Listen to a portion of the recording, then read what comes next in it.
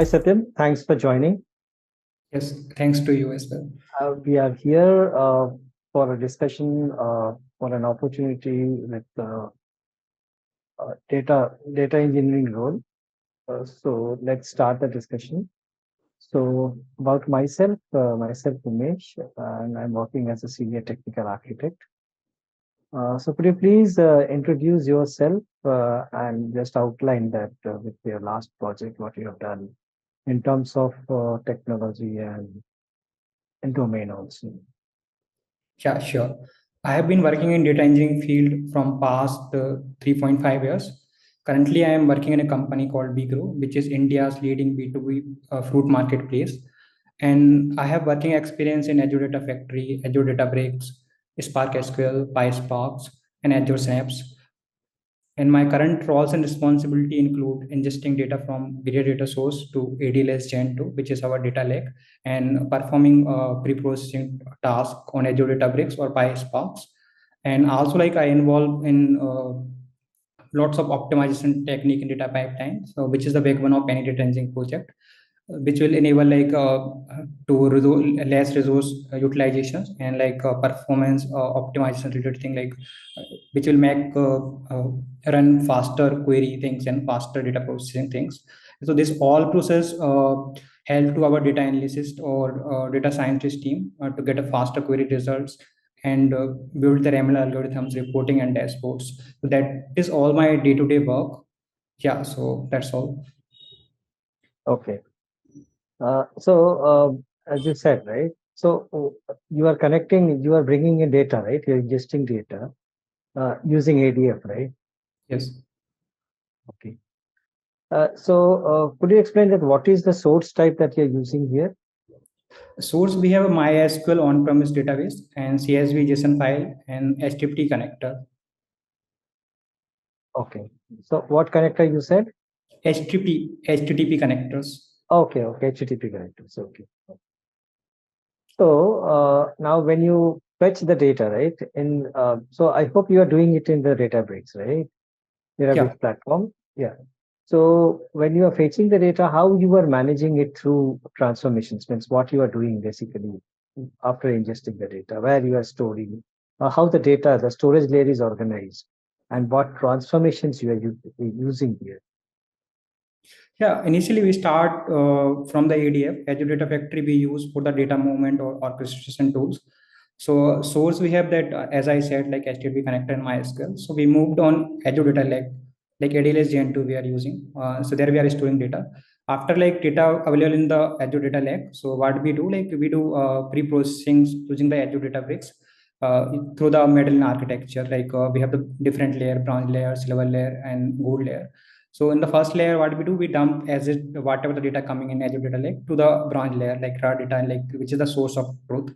And then in silver layer, what we do, like we design the fact and dimension tables and cleans the data there. And most after, like once we have data available in the silver layer, so what we do, like we usually performs all aggregation, joinings, and denormalization things, and store all the thing in gold layer. So that all thing we do usually. Okay. So when you said that you are pre-processing the data, right? Yeah. So what exactly you are doing? In there we are doing cleaning basically. Like if I talk about the one table like customer, like I'm taking example here. So we remove the duplication records and some of the records, like if some of the record they don't have the mobile number or email ID, so we put in we filter out those records and put in separate folders. So yeah, that thing we do. And also, like one more thing we do, like when processing, like let's see, we have the multiple tables, like 3-4 tables. Like if I talk about like product category SKU, which we can be normalize that thing and make it one table and put in the silver layers. Okay. So when you say that you are eliminating duplicate records, right? Right. So what exactly you are doing to get rid of these duplicate records? Yeah, we're dropping the duplicate records and putting in the separate folders. Let's see, in duplication in term of, like, see, customer name maybe is coming there, like customer name maybe like some spelling mistake kind of thing while filling the data, but mobile number won't be the same in that case. Mobile number will be same in that case. So based on that, like we filter out those records. We'll take only the one records at a times, and we remove that that's not needed. The correct one we took in that case. Okay, so how you're determining that which one is the correct one? Suppose there are duplicates, right? So which one you are taking it off? Yeah, mostly that all happen through the discussion, like business team. We share those records to our business team, like put in the separate folder. Once they will identify and we get back, it will be like handled from the my source side itself that we do. Okay. Yeah. So you said that you're using medallion architecture, right? Having bronze, silver, and gold layer, right? So how you are basically, how you have designed that storage levels? How are you using any mounting technique here? Yes, yes. We are doing mounting technique like data store in Azure Data Lake. So we do mounting to access data in Databricks. Okay, okay. So you must be using Delta file, right? Delta file. Yeah, Delta file format we are using. So what is the use means? Why Delta file format have been introduced?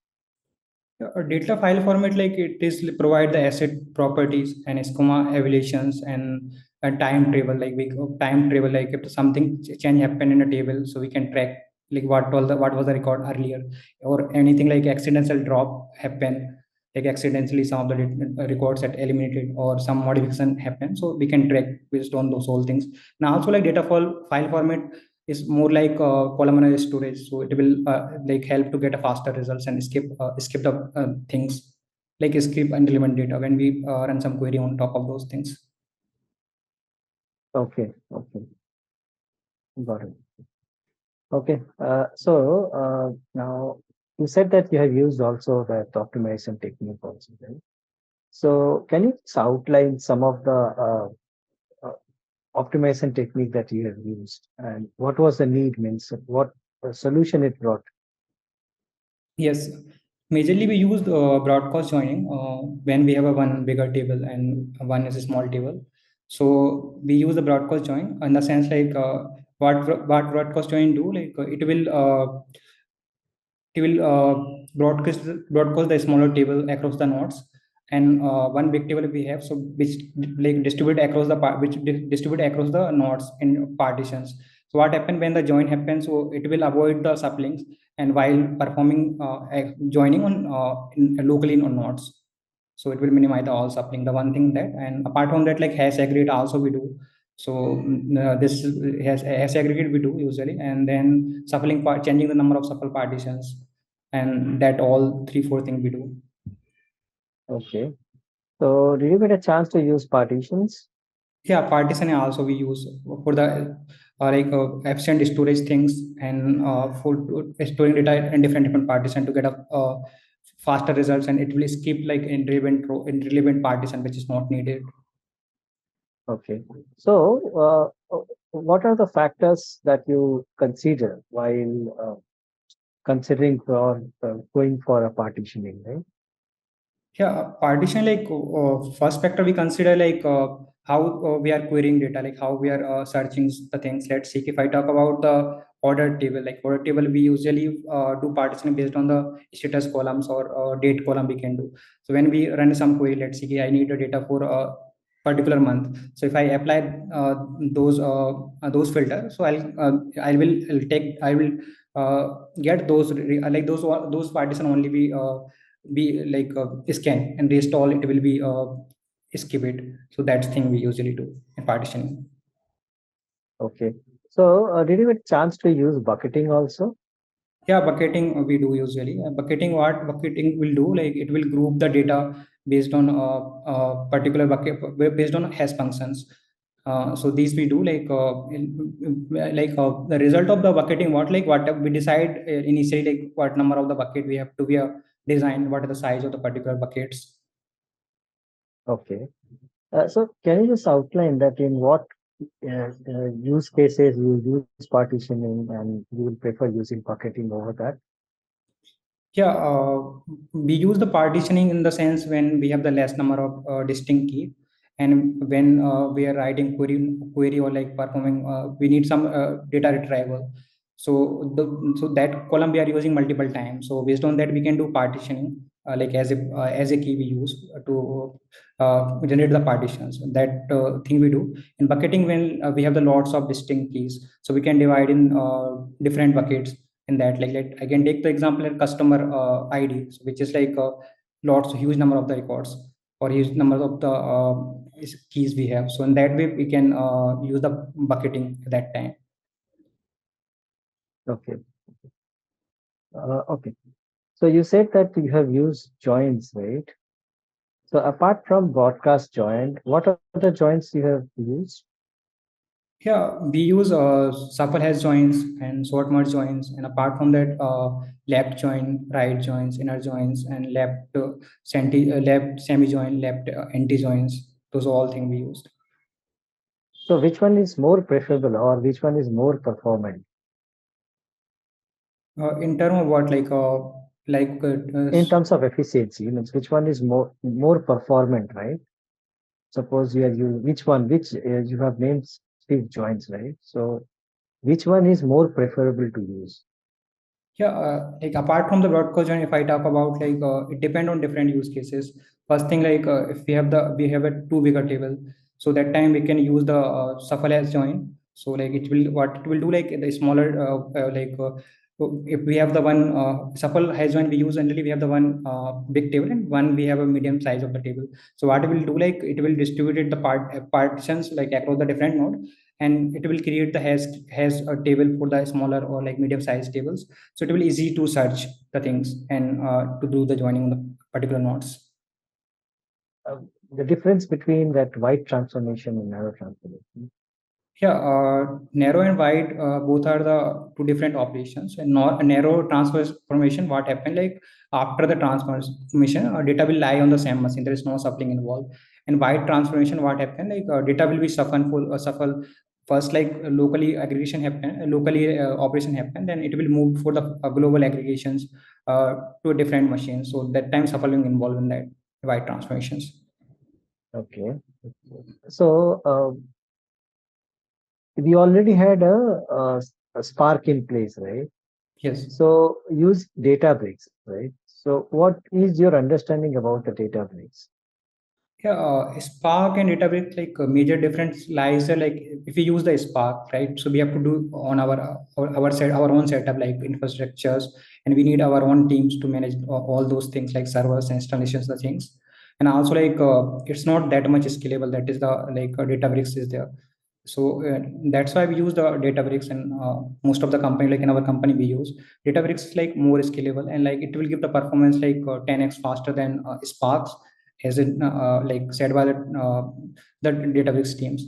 That is the thing, and also like in just click of button, we can procure as much as the machine or server we need. Yeah, so Okay. that's all. Okay. Okay. So now, when you did the transformation and place it into the gold layer, right? So it was ready for consumption, right?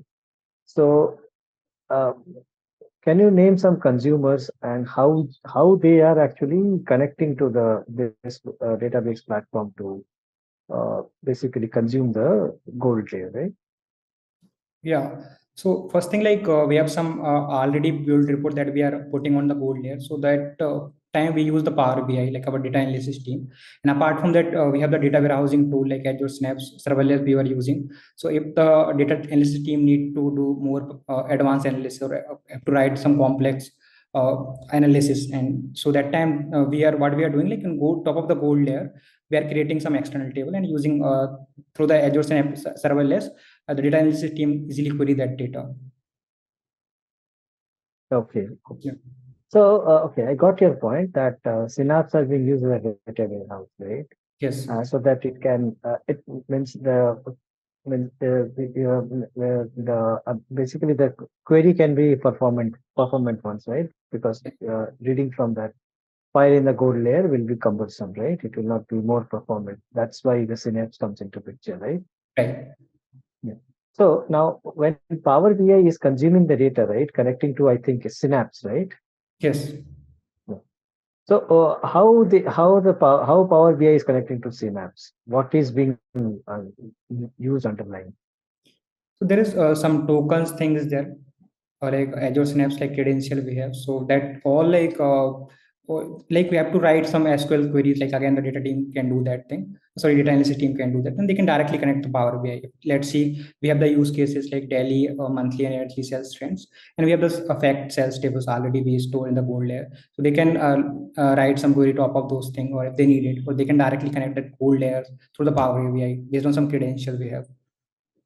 Okay. Now I'm asking about that how Power BI is connecting to Synapse, right? What connector it is using? So I'm not sure, like I haven't not Okay. Okay, no issues. No issues. Okay. Let's move forward then. Yeah. Any means, can you just outline what is the Spark architecture? Yeah, sure. Spark architecture is based on master and slave architecture. So we have the driver node, which acts like a master node, and we have a multiple worker node, which acts like slaves. When we submit a Spark job through the Spark submit command, so what happened, like Spark context is created in the driver nodes. So like Spark context, which is like responsible to manage the whole thing. Like it's also like it is the also like entry point to the Spark cluster. What this driver do, like driver will request the resource to the resource manager, and like once like it will get a resource from the resource managers, what it will do, like it will send tasks to the executor where the actual competitions happens, and driver also like responsible for to coordinating the whole jobs, creating the decks and execution plans and scheduling the tasks, and executor will be used do mostly the competition or actual competitions. Once like we have the once the that all executor completed tasks, so what happened, like it will send back to the driver, and driver will collect all those things and send back to the applications. Okay. You said you means the DAG is involved, right? So what exactly is your understanding about DAG and Yeah, DAG is nothing but is graphical representation of the logical flow of all the actions and transformation happenings, and also also this thing is a graphical representation which is like represent the execution plans, and DAG is also like a help in fault tolerance, get a fault tolerance in a Sparks and optimization the things, and because like DAG there is lazy evolution in the we call the lazy evolution evolutions in this thing in Spark. So what happened, like when we write some transformation, like performing series of transformations, so it won't execute immediately. Instead of executing, it will be added in the DAG in graphical forms.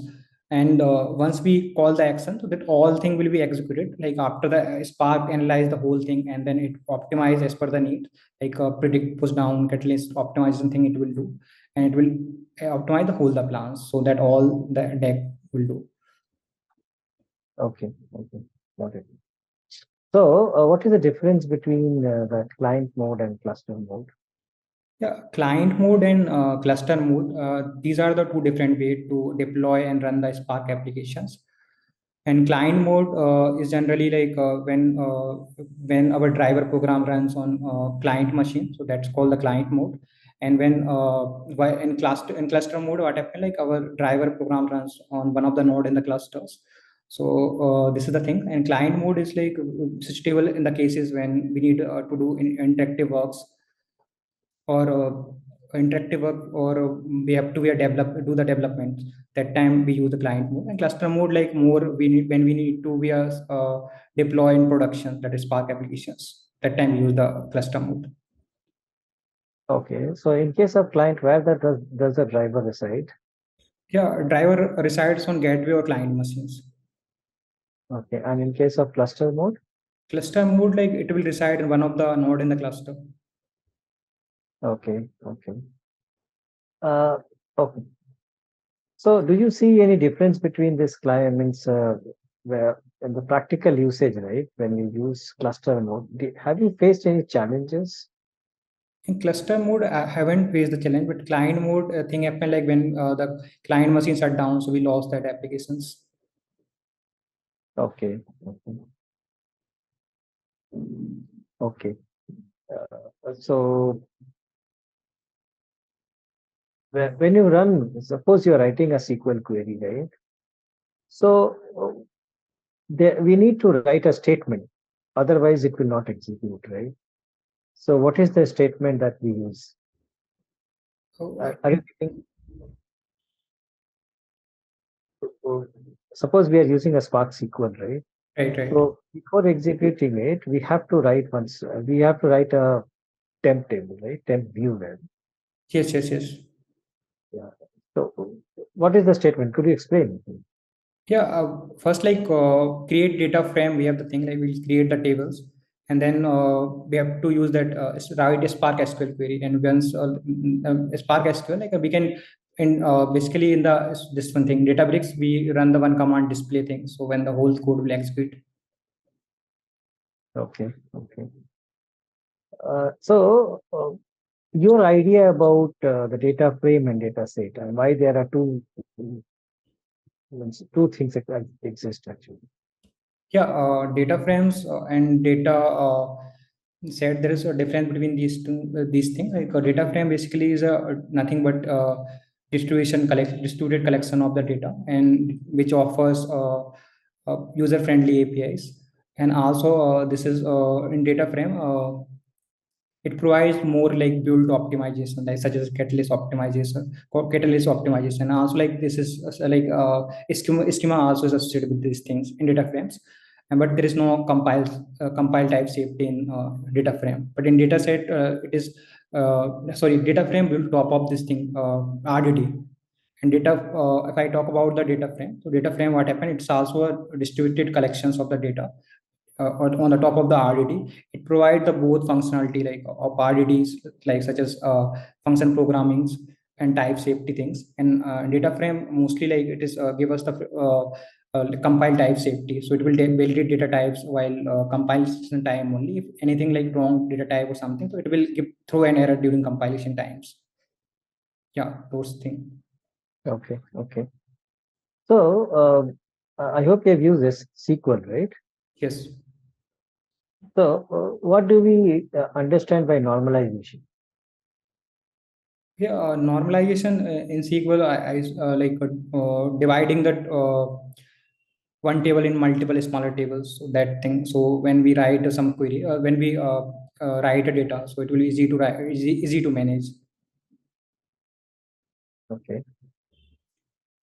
Okay. Okay. Okay, got it. So now, so in your project, have you used any other optimization technique? Yeah, one thing we Okay. use mostly like this thing to enforcing the schema over to inferring the schema, this thing. And also like if we writing somewhere, we are getting result in the form of the pivot table, so we used to give the columns names. So as Spark don't have to rescan the whole that entire table to go get those columns things. These things we do. Okay. Okay. Okay. Uh, Suppose I would like to just write you the consonant, the syntax only, to find out the second highest salary of an employee of a department. Could you please share any of the text file and you just write the query? Yes. Okay. So what is the question here? Yeah. Get a second highest salary in department, right? The second highest salary In each of, department. of an employee.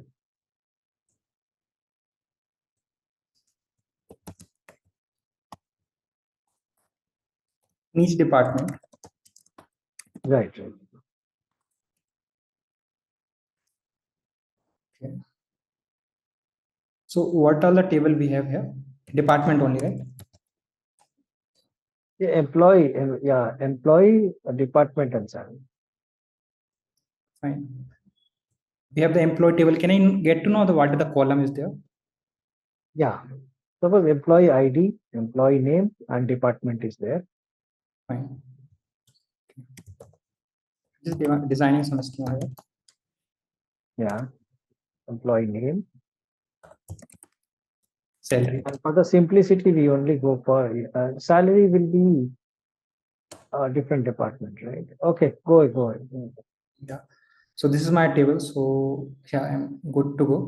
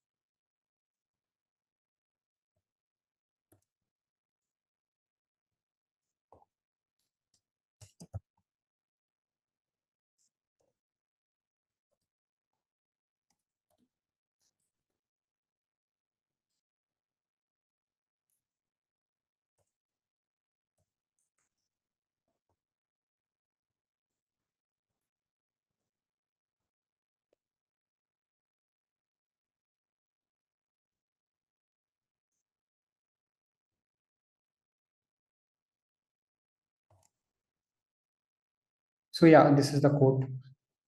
Yeah. So why you have used dense rank here? Yeah, dense rank. Let's see, like if we have a similar salary, so that time what it won't skip any records. So if I take example, let's see, this is the some I have this one some IDs. Let's see employee ID, and this for the same department I'm talking. So this has some 10K salary, and this guy also has 10K salary. Or this one 10K. This guy has 9K salary. So that time, yeah, so it will give the rank to this one, and for this also it will give one, and for this it will give the two. So that time it won't skip these things. So it will take all thing in considerations. Okay. Perfect. Yeah. So I'm done with the discussion. Anything you'd like to ask? I just want to know like the more about the how the thing is happening in the data engineering, like end-to-end flow. Okay. So you've been to, as you described, right? That in the Yeah. data engineering, that how the data is being fetched from the source, and then the transformation happens. And then basically we curate the data to be consumed by the consumer applications, right? Like the BI tools, right? So that's how the things are moving, right? Now, when you are fetching the data, so you may need, as you said, that you are cleansing the data, right? So that's called the data quality check. And over and above that, before coming to this uh, querying the means constructing the data pipeline, we should have a model in place, right? The data model comes into the picture, and we also consider SCD types, right? So I think Databricks directly supports SCD type Yes. too, right? And in Databricks, we have advantage that which supports upsert, which is not being supported in normal Spark. So these are the things, and there are many things in terms of clouds and overall big data technology. But actually, this is a very evolving space, right? Where you see many things coming in. So I hope I have answered your question. Sure, I'm good. Yeah. Thanks a lot. Yeah, thanks to you as well.